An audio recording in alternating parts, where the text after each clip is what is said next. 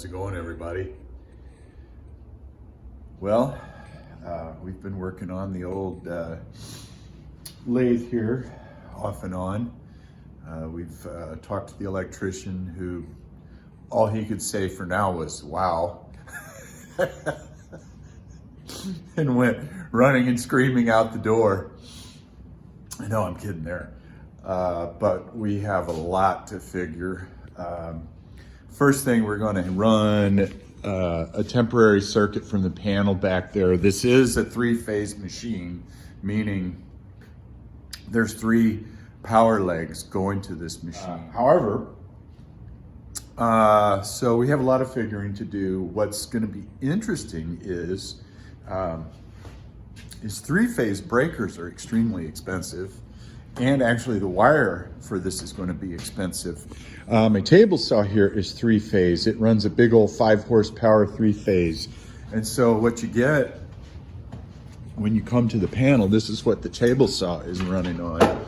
It's all banded together. It's 1, 2, 3 breakers in one, because I believe we're going to be running 6-4, which is 6-gauge wire at 4 conductors. I think it's red, black, white, and ground. But I think, if I'm not mistaken, the 3 other wires besides the ground run hot. The guy that ran it was apparently really smart, but he just wasn't, I don't see a lot of proper repairs on this thing. I see repairs that got it up and running, and but they're just nasty looking. You know, it could have been done better, I guess. You know, like the block of wood up there with the duct tape holding up the hydraulic lines. You know, all of that's going to get cleaned up. But sort of just a quick walkthrough of this at this point in time. We have our spaghetti mess, which I've actually been able to start identifying some things in here. When I first looked at this, I was a little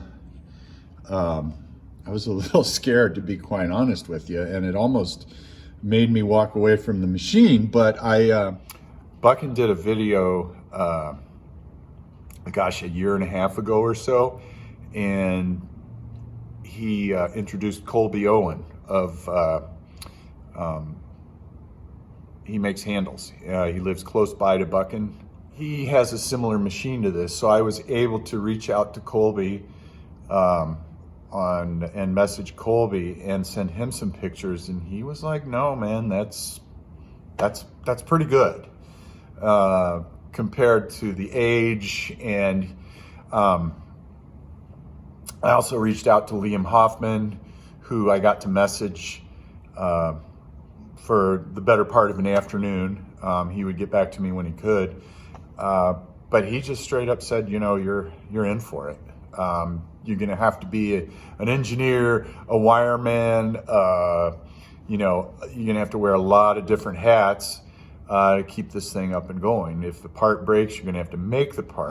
This is what would you call it? It's an Italian machine, so we'll call this Nona's spaghetti and meat sauce. Spaghetti bolognese is what this is right now.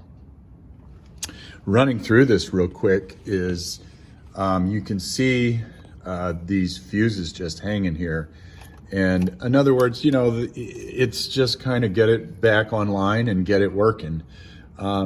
I am definitely cleaning all of this up, but you can see where these were the old fuses that were bypassed, and these new fuses were added.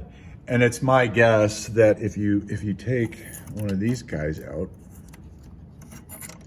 it's my guess that they probably couldn't get any more of those, or didn't want to get them, or whatever, because these fuses are readily available. Or but it doesn't look too corroded in there. It's corroded on the mounting screws, but it doesn't, you know, I think it probably just came down to the fuse. The beautiful thing about this is it looks like there's a light right there that lets you know that the fuse is active, but all of that has been replaced. You know, there's probably a block that was in here.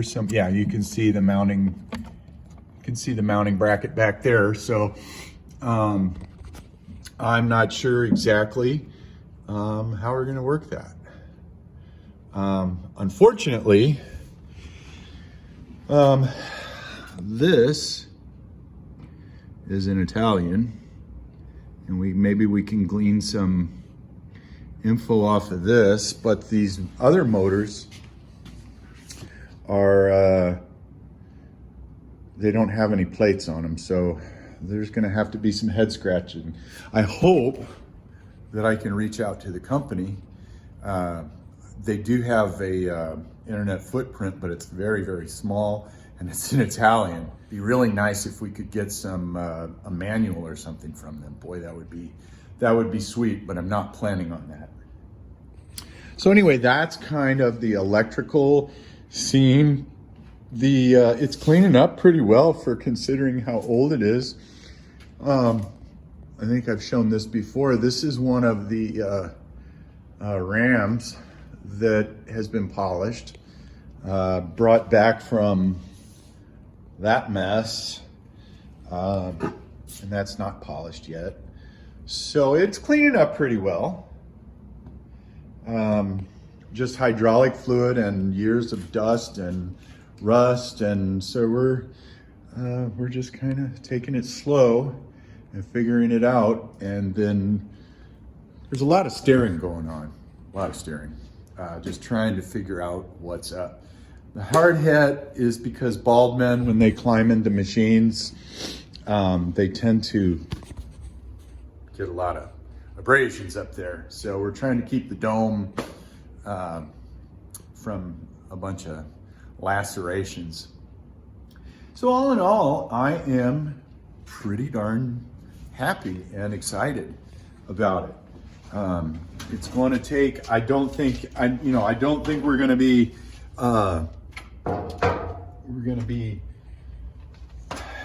online anytime soon.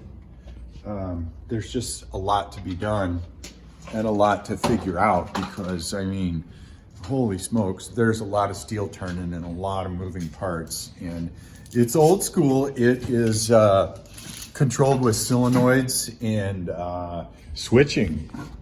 This is the control panel. And so hopefully, with the help of my friend Sam, who I met through my machinist, blade sharpener friend Joe, we can figure some stuff out and get some concrete information. But this is the biggest machinery challenge so far of my entire career. It's pretty big. We also have a grinder that, these are the cutters right here. Where is my finger? There it is. These circular dudes are the cutters, and I believe there's 4 cutters on each head. Let me see if I can rotate this guy.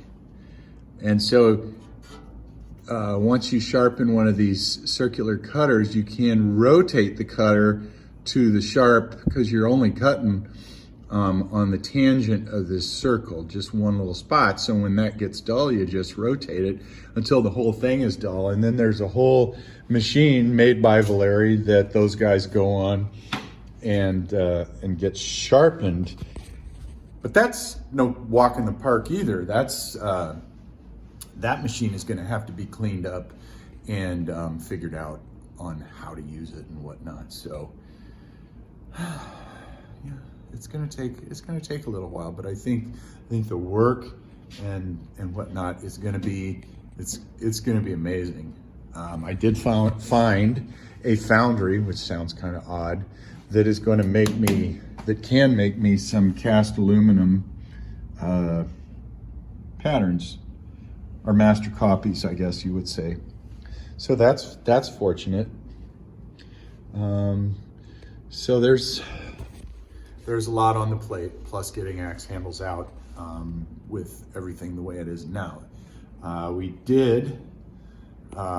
Things are starting to go out, so it's really, things are starting to come together slowly. I'm really, really happy. It's way slower than I had wanted, but it's happening nonetheless. So anyway, hey, I hope everyone's doing good. I hope you had a great Thanksgiving. We sure did. Was really laid back and just trying to catch up on some rest, and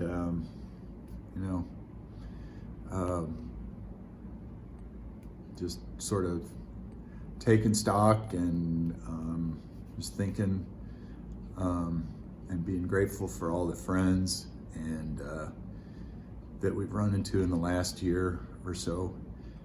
Grateful for this community. Thank you to the new subscribers. Thank you to the True Blues. Just couldn't be motivated to the degree that I am without y'all. It means a lot. It's crazy. It's crazy. I just never thought I would be here even a year ago. But let's be kind. Yeah, let's do that. And I will catch you on the next video. Talk to you later.